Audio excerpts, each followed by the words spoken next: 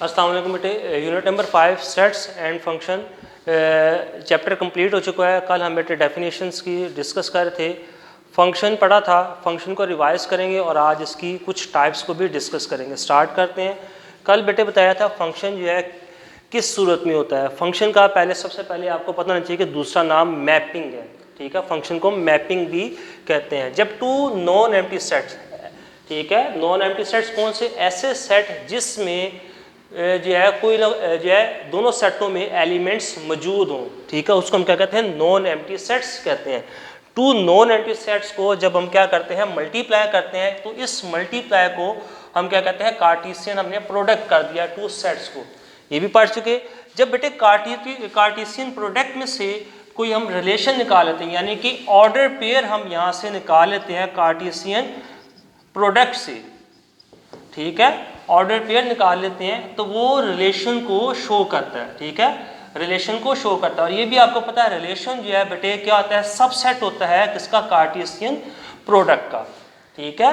दोबारा देखें कि जब हम टू नॉन एम्प्टी सेट्स कौन से सेट्स होते हैं? ऐसे सेट जिसमें कोई ना कोई एलिमेंट्स जो है वो मौजूद हो, ठीक है, उसको हम क्या कहते हैं? Non empty sets. जब इसको हम क्या करते हैं? प्रोडक्ट करते हैं, इस प्रोडक्ट को हम कहते हैं कार्टेशियन प्रोडक्ट। कार्टेशियन प्रोडक्ट में से बेटे जब हम ऑर्डर पेयर को निकाल लेते हैं, ठीक है, ये रिलेशन को शो करता है, और रिलेशन जो होता है ये सबसेट होता है किसका? कार्टेशियन प्रोडक्ट का।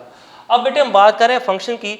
रिलेशन को हम दो कंडीशन में फंक्शन कह सकते हैं, यानी कि दो कंडीशन हमारी अगर कंप्लीट हो रही हो तो उस सूरत में हमारा वो क्या बन जाएगा? फंक्शन बन जाएगा। फर्स्ट कंडीशन में जब हम रिलेशन की डोमेन फाइंड करें, ठीक है, रिलेशन की डोमेन फाइंड करें और डोमेन में जितने भी एलिमेंट्स हैं वो सेट ए ही आ जाए, यानी सेट ए के इक्वल आ जाए, तो उस सूरत में हमारा वो फंक्शन होगा। सेकेंड कंडीशन, जो ऑर्डर पेयर होंगे उसमें जो फर्स्ट एलिमेंट जो रिप्रेजेंट करता है सेट ए को, ठीक है, सेकेंड कंडीशन में जो फर्स्ट एलिमेंट जो रिप्रेजेंट करता है किसको? सेट ए को, वो एलिमेंट्स रिपीट ना हो, वो वन टाइम ही आए, ठीक है, वो वन टाइम ही आए, उस सूरत में हमारा क्या बन जाएगा?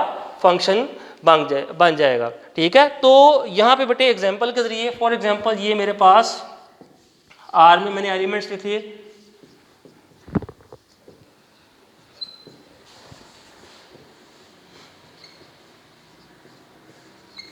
ये मैंने 3 ऑर्डर पेयर्स लिखे हैं। इसमें अगर देखें सेट ए जो है, साथ साथ डायग्राम के जरिए भी आपको बता देते हैं, ये सेट ए और ये सेट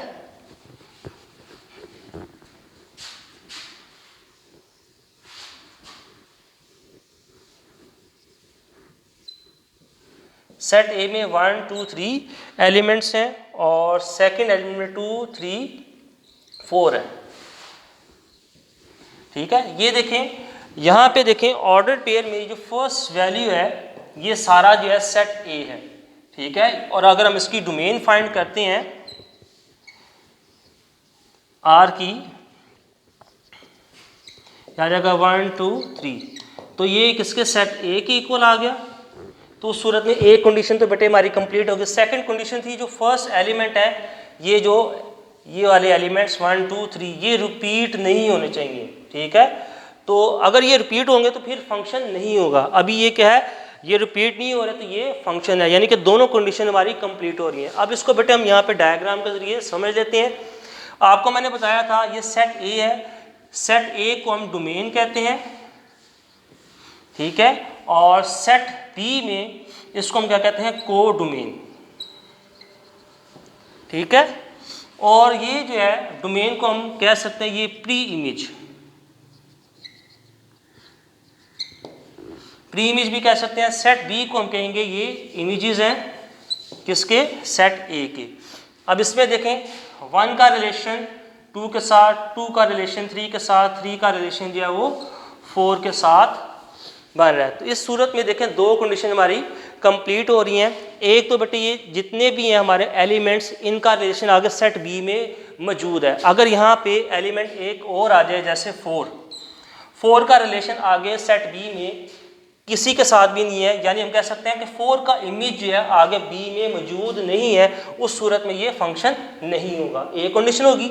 सेकंड कंडीशन में अगर मैं ये 2 का रिलेशन 4 के साथ भी बन रहा हो, ठीक है, यानी कि 2 का रिलेशन 3 के साथ है और 2 का रिलेशन जो है 4 का, यानी कि 2 का इमेज जो है 3 भी है और 2 का इमेज 4 भी है, यानी कि सेट ए में एक ही एलिमेंट्स के आगे 2 इमेज मौजूद है, तो उस सूरत में भी ये बेटे क्या होगा, फंक्शन नहीं होगा। ठीक हो गया। तो ये बात तो आपको समझ आ गई होगी कि फंक्शन जो है किस सूरत में होगा, वो हमने इसको डिस्कस कर लिया। अच्छा, अब बेटे एक और चीज़ हम डिस्कस कर लेते हैं। डोमेन की हमने बात कर ली, रेंज की तो बात ही नहीं की, ठीक है। अब रेंज किसको कहते हैं, ये सेट बी में जितने भी एलिमेंट्स मौजूद हैं, ठीक है, जिनका इमेज जो है प्री इमेज सेट ए में मौजूद है, यानी सिंपल वर्ड में कह सकते हैं कि ये 2 का रिलेशन 1 के साथ है, 3 का रिलेशन 2 के साथ है, 4 का रिलेशन 3 के साथ है, यानी कि सेट बी में जितने भी एलिमेंट्स हैं इनका रिलेशन सेट ए में मौजूद है। तो ऐसे एलिमेंट्स सेट बी में जिनका रिलेशन सेट ए में बन रहा होगा, तो ये सारे एलिमेंट्स हैं ये क्या होंगे, रेंज होंगे। ये सारे एलिमेंट्स क्या होंगे, रेंज को शो कर रहे होंगे, ठीक है, ये तो हो गया।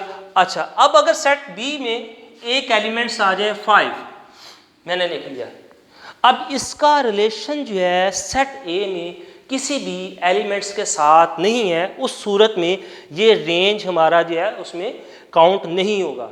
ये 5 जो एलिमेंट्स है ये रेंज नहीं होगी। रेंज उसी सूरत में होगा जो एलिमेंट्स जिनका रिलेशन सेट ए में किसी न किसी एलिमेंट के साथ बन रहा होगा, ठीक है। या सिंपल वर्ड में कह सकते हैं सेट बी में जितने भी इमेजेस हैं इनका प्री इमेज जो है वो सेट ए में मौजूद होगा, उसी सूरत में हम इसको क्या कहेंगे, रेंज कहेंगे। ठीक हो गया। ये 2 चीज़ें थी, हमने इसको डिस्कस किया। अब हम बेटे बात करते हैं टाइप्स ऑफ फंक्शन की।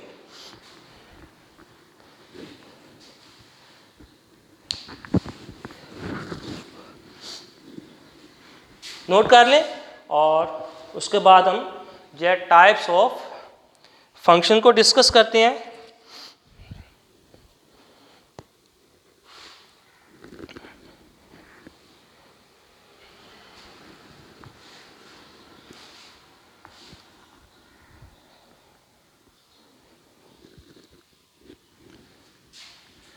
जी बेटा मैं रेस करता हूँ इसको और हम टाइप्स ऑफ फंक्शन स्टार्ट करते हैं।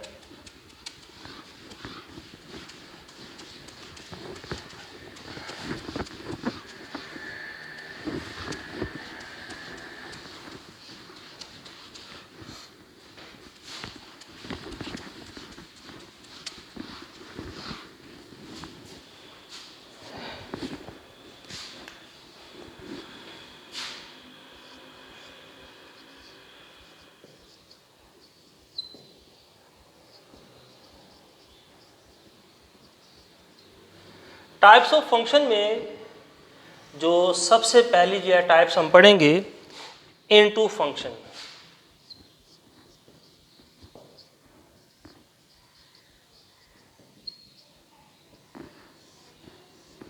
इनटू फंक्शन किस सूरत में कहेंगे ये भी आपको मैं बेटे डायग्राम के जरिए ही समझाऊंगा, उसके बाद फिर हम डेफिनेशन जो है उसको देख लेंगे।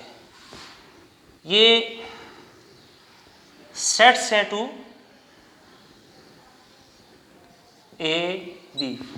सेट ए में एलिमेंट्स हैं 1 2 3 4 और सेट बी में जो है elements A B C D ई।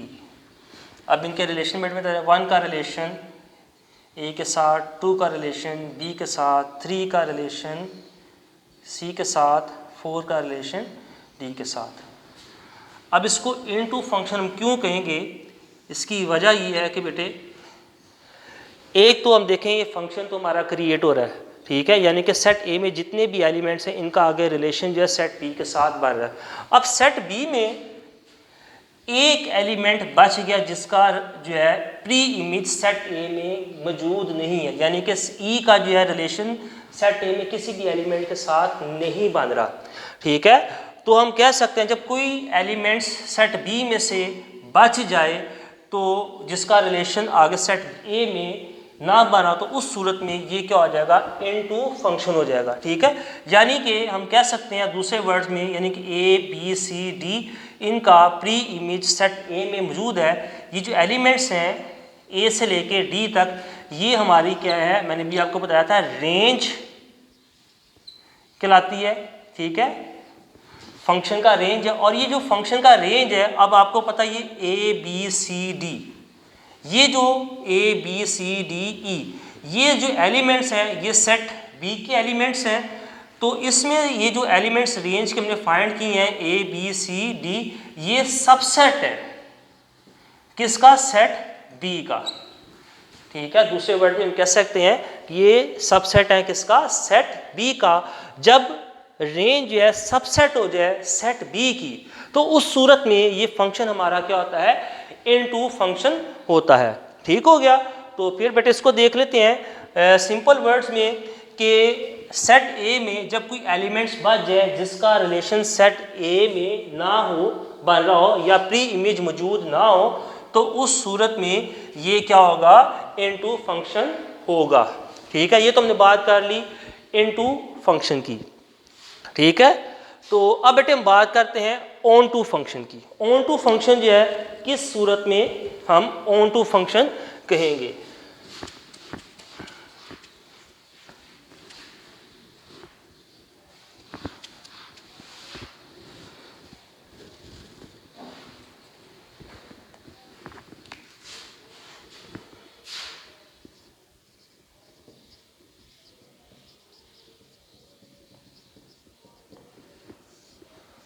इसको भी बेटे हम डायग्राम से समझते हैं आसान वर्ड्स में। ये सेट ए, ये सेट बी है, इसमें एलिमेंट्स 1 2 3 4, यहाँ पे एलिमेंट है 1 ए बी सी और डी। ये एक फंक्शन है, ए का इमेज 1 का इमेज ए है, 2 का इमेज बी है, 3 का इमेज सी है और 4 का इमेज जो है वो डी है। अब ऑन टू फंक्शन की सूरत में कहेंगे सेट बी में जितने भी एलिमेंट्स मौजूद हैं इन सब का जो है प्री इमेज सेट ए में मौजूद है। यानी कि ये जितने भी एलिमेंट्स हैं ए बी सी डी, इनका रिलेशन जो है सेट ए में हर एलिमेंट के साथ बढ़ रहा है। उस सूरत में ये हमारा क्या हो जाएगा, ऑन टू फंक्शन होगा। यानी कि कोई भी एलिमेंट्स बचे ना जिसका रिलेशन जो है वो सेट बी ए में मौजूद ना हो। ठीक है, यानी कि जितने भी एलिमेंट्स हैं सेट बी में, इन सब का रिलेशन जो है वो सेट ए के साथ एलिमेंट्स के साथ बन रहा हो, तो उस सूरत में ये क्या होगा, ऑन टू फंक्शन होगा। और ये मैंने जैसे बताया था जिनका रिलेशन बनता है सेट ए के साथ, ये सारे के सारे बेटे क्या आते हैं, रेंज होते हैं। ठीक है, जब रेंज हमारी इक्वल आ जाएगी सेट बी की, ठीक है, उस सूरत में फंक्शन हो जाएगा ऑन टू फंक्शन हो जाएगा। ठीक है, उस सूरत में क्या आ जाएगा, ये ऑन टू फंक्शन हो जाएगा। ठीक है, तो ये था बेटे कॉन्सेप्ट कि ये देखें सेट बी के जो एलिमेंट्स हैं ए बी सी डी हैं। ठीक है, और रेंज के एलिमेंट्स भी यही हैं ए बी सी डी, यानी कि ए से लेके डी तक जितने भी एलिमेंट्स हैं इनका प्री इमेज या रिलेशन जो है सेट ए में हर एलिमेंट्स के साथ शो हो रहा है। तो उस सूरत में ये क्या बन जाएगा, हमारा ए ऑन टू फंक्शन बन जाएगा। ठीक है, इसकी डिफरेंट कंडीशन भी हो सकती हैं। जैसे अगर मैं यहाँ पे इसको चेंज कर दूँ,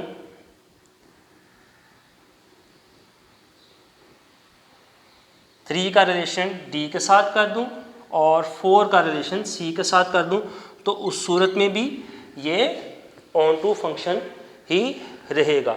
ठीक हो गया बेटे। तो ये था बेटे हमने फंक्शन की 2 टाइप्स पढ़ी, into function and onto function. आगे जो है नेक्स्ट टाइप है 1-1 फंक्शन।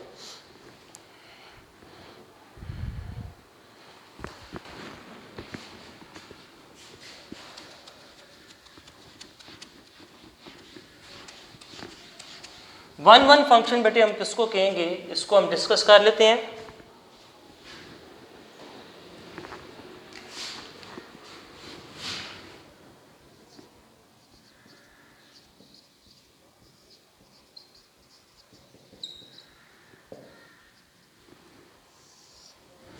वन वन फंक्शन इसको भी बेटे डायग्राम से ही मैं आपको बताता हूँ। ये हमारे पास टू सेट्स हैं,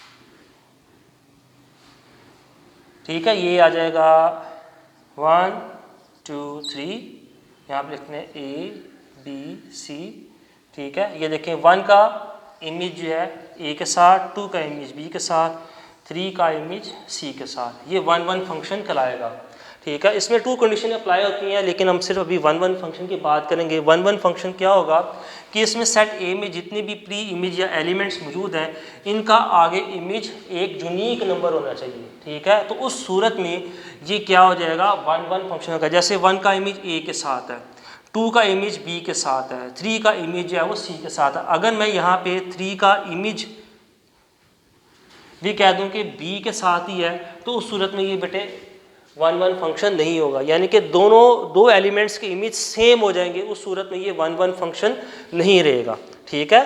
तो अभी ये 1 1 फंक्शन नहीं है, लेकिन अगर मैं 3 का जो इमेज है वो C के साथ क्रिएट करता हूँ, तो ये हमारे पास बन जाएगा 1 1 फंक्शन बन जाएगा, ठीक है। यानी कि ये सेट A में जितने भी एलिमेंट्स मौजूद है, इनका इमेज जो है आगे सेट B में एक यूनिक नंबर के साथ होना चाहिए, ठीक है। यानी कि डिस्टिंक्ट ऑब्जेक्ट इमेज होने चाहिए, उसी सूरत में ये क्या हो जाएगा, 1 1 फंक्शन होगा, ठीक हो गया। अच्छा, अब इसी फंक्शन में आगे जो हमने बात कर ली इनटू फंक्शन की, ऑनटू फंक्शन की, 1 1 फंक्शन की बात कर ली। आगे जो है फंक्शंस हमारे पास आते हैं बुक में, एक आता है इंजेक्टिव फंक्शन और दूसरा आता है बायजेक्टिव फंक्शन, ठीक है। वो किसको कहेंगे,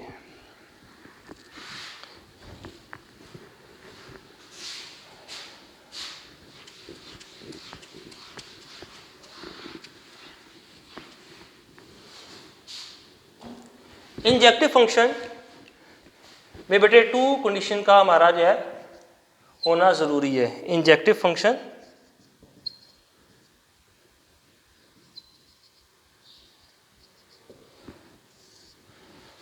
कौन सा, एक 1 1 फंक्शन बन रहा हो, दूसरा इस फंक्शन के साथ हमारा इनटू फंक्शन भी अप्लाई हो रहा हो, यानी कि एक ही फंक्शन के अंदर 2 फंक्शंस की कंडीशन क्रिएट हो रही हो, तो उस सूरत में इंजेक्टिव फंक्शन हमारा बन जाता है।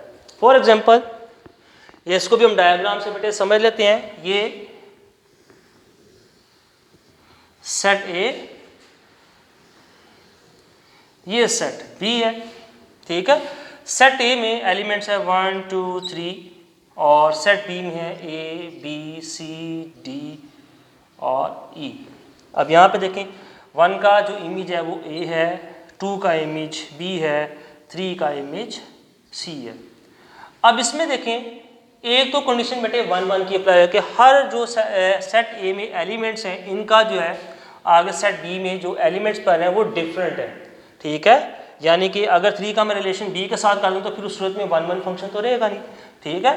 तो यहाँ पे 1 का इमेज A, 2 का इमेज B, 3 का इमेज C, यानी कि सेट A में जितने भी एलिमेंट्स हैं, इनका इमेज जो है वो आगे सेट B में डिफरेंट है, ठीक है। दूसरा कंडीशन इसमें ये हो रहा है कि सेट B में यहाँ पे देखिए 2 एलिमेंट्स बचेंगे जिनका रिलेशन जो है सेट A में किसी भी एलिमेंट्स के साथ नहीं है, ठीक है। एक कंडीशन होगी 1 1 कंडीशन, ठीक है, जिसमें हमने पढ़ा था कि सेट A में जितने भी एलिमेंट्स हैं, इनका सेट B में किसी ना किसी एलिमेंट्स के साथ रिलेशन होता है, डिफरेंट एलिमेंट्स के साथ, यूनिक एलिमेंट्स के साथ हम कह सकते हैं रिलेशन हो। दूसरा हमने इनटू कंडीशन में पढ़ा था कि जो रेंज होती है वो सबसेट होती है किसका, सेट B का।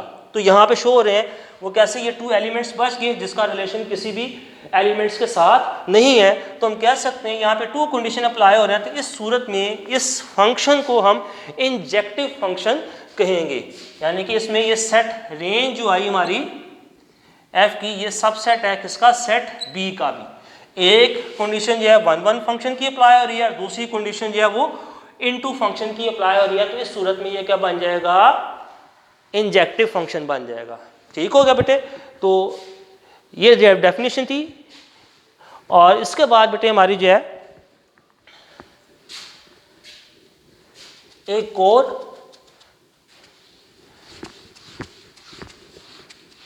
फंक्शन रह गया लास्ट, बायजेक्टिव फंक्शन, उसको भी डिस्कस कर लेते हैं। बायजेक्टिव फंक्शन क्या होता है?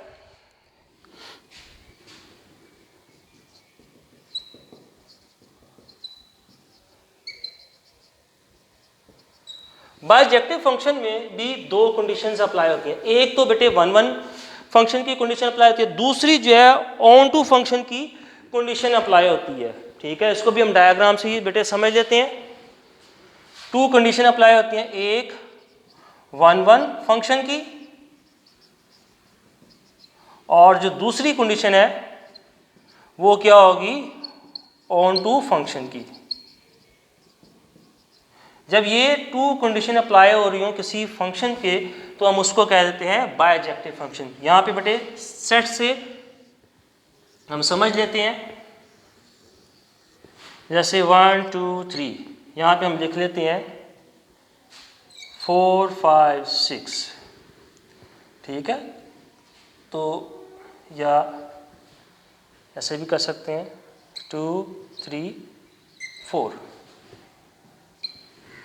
अब ये देखिए 1 का जो है इमेज है 2, 2 का इमेज 3, 3 का इमेज 4। ठीक है, हर एलिमेंट जो है सेट ए का, इसका आगे सेट बी में जो एलिमेंट्स है डिफरेंट इमेज के, डिफरेंट जो है नंबर के साथ इमेज क्रिएट हो रहा है। और दूसरी कंडीशन अगर हम देखें, ये तो हमारे शो करती है 1 1 कंडीशन को, यानी कि सेट ए में जितनी एलिमेंट्स हैं इनका इमेज आगे जो है डिफरेंट नंबर है। दूसरा कंडीशन ये है कि इसमें सेट बी में देखें कोई भी एलिमेंट्स ऐसा नहीं है मौजूद जिसका रिलेशन जो है मौजूद ना हो, सब एलिमेंट्स का रिलेशन मौजूद है। यानी सेट बी में एलिमेंट्स जो हैं वो 1 2 3 4 है और 2 3 4 ही एलिमेंट्स के रिलेशन जो है मौजूद है, यानी कि प्री इमेज जो है सेट ए में मौजूद है। तो इस सूरत में जो रेंज है फंक्शन की वो इक्वल होगी सेट बी के। ठीक है, जब हमने ये कंडीशन पढ़ी थी तो हमारा कौन सा था? Onto function. एक 1 1 कंडीशन अप्लाई हो रही है, दूसरी जो है ऑन टू फंक्शन की कंडीशन अप्लाई हो रही है। तो उस सूरत में ये कौन सा फंक्शन बन जाएगा? बायजेक्टिव फंक्शन बन जाएगा। ये थे बेटे फंक्शंस की टाइप्स, जिसको आसान वर्ड्स में आपको डायग्राम के ज़रिए समझा दिया। डेफिनेशन बेटे आपने इसकी याद कर लेनी है। इसी के साथ जो आपकी एक्सरसाइज है कंप्लीट होगी। लास्ट जो है बेटे राइट डी मॉर्गन लॉस, तो ये आपने पढ़े हैं 2 डी मॉर्गन लॉस कौन से हैं, ये सिर्फ राइट करने के ही मार्क्स हैं। फर्स्ट जो डी मॉर्गन लॉ है